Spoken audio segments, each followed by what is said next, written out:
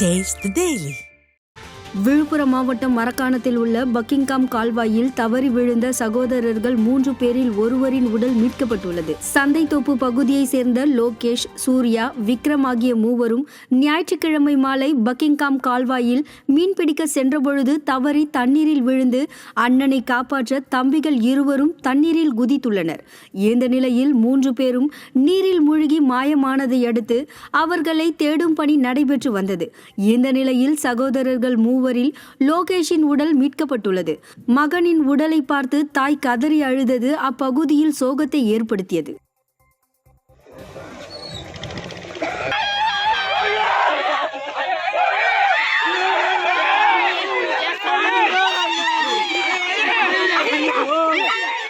நாகை மாவட்டம் வேதாரண்யம் அருகே கூட்டு குடிநீர் திட்ட குழாயில் உடைப்பு ஏற்பட்டு 3 ஆண்டுகள் ஆகியும் நடவடிக்கை எடுக்காததை கண்டித்து நாற்று நடும் போராட்டம் நடைபெற்றது.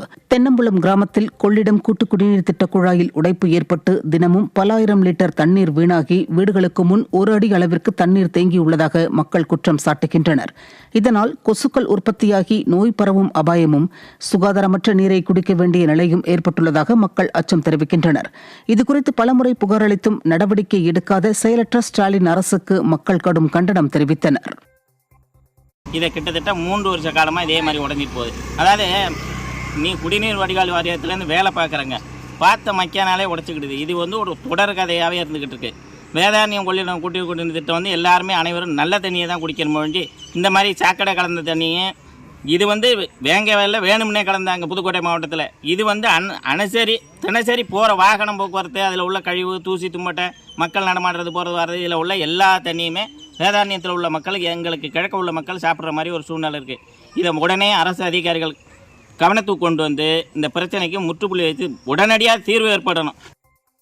விருதுநகர் மாவட்டம் ஸ்ரீவில்லிபுத்தூர் அருகே தேசிய நெடுஞ்சாலையில் கார் தீப்பிடித்து எரிந்ததால் பரபரப்பு ஏற்பட்டது. மூவரை வென்றான் விளக்கு அருகில் சாலையில் சென்று கொண்டிருந்த மாருதி கார் திடீரென தீப்பிடித்து எரிந்தது.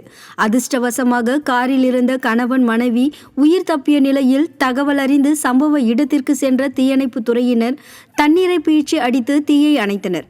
ஆனால் கார் முற்றிலும் தீயில் எரிந்து நாசமானது.